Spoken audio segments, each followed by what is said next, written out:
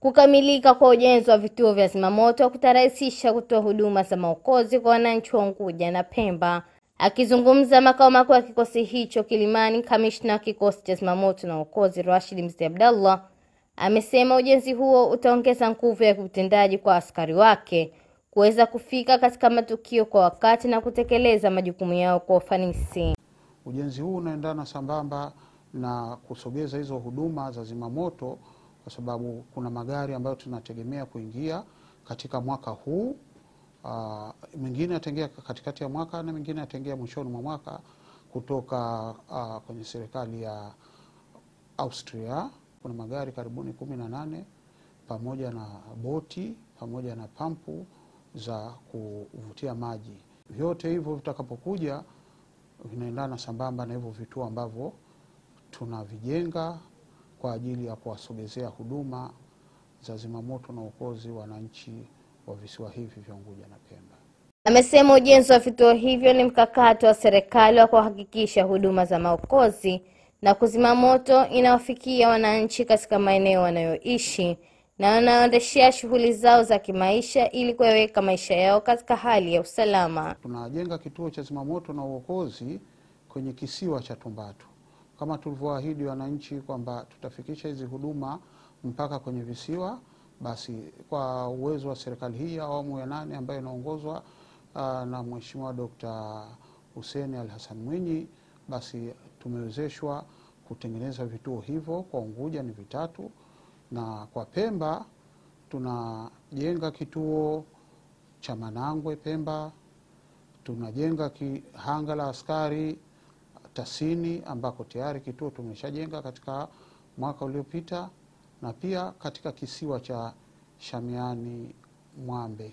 Kwa upande wao, masheha waliofikiwa na ujenzi wa vituo hivyo katika shehia zao wamesema watatoa ushirikiano katika kuhakikisha ujenzi huo unakamilika kama ulivyopangwa. Kukamilika kwa kile kituo kitatunufaisha sana wanashehia Kibuteni pamoja na shehia jirani, kutokana na kwa kama tunavyojua sasa majanga ya moto yamekuwa ni mara kwa mara.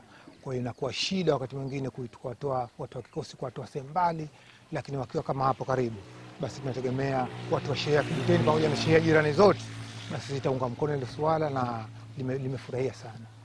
Na nitoe wito kwa wananchi kwamba kukisaidia kituo hichi katika hali zote ambazo tutahitaji msaada wetu, na mimi kama kiongozi basi nasema niko tayari kushirikiana na jeshi hili la zimamoto katika kuona kwamba ufanisi wa ujenzi wa kituo hichi unakamilika vizuri na utaleta tija tunayoitegemea.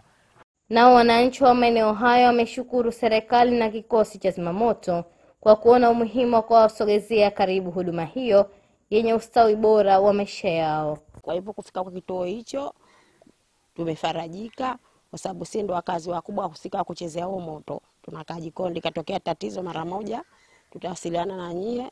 Lakini ilipokuja katika kijiji chetu tuliipokea kwa nguvu zote, kwa sababu tunaijua thamani yake hii fursa. Kwa hiyo wananchi wa Bweju wameridhika na huu mradi na wako pamoja kushirikiana nao. Walikuwa hapo zamani ilikuwa mpaka ende kitu gani au ndiza kumpaka Sengari itoke mjini, kwaona kwa inakuwa changamoto, inakuwa ni kubwa. Lakini wakati nini hii ipo hapa inakuwa ni rahisi sana, hata kupiga simu, hata anaweza kuchukua baskeli ukaja. Baada ya muda mfupi baada ya kumaliza kituo hiki, zile harakati au yale majanga ambayo yanatokea katika vijiji vyetu, kijiji chetu pamoja na vijiji jirani, basi zoezi litafanyika kwa wakati muafaka. Vituo hivyo kwa Unguja vinajengwa Kibuteni, Bweju na Tumbatu, na kwa upande wa Pemba vinajengwa cha Manangwe na Shamiani Mwambe. Nikiripoti la Fatih Mohamed.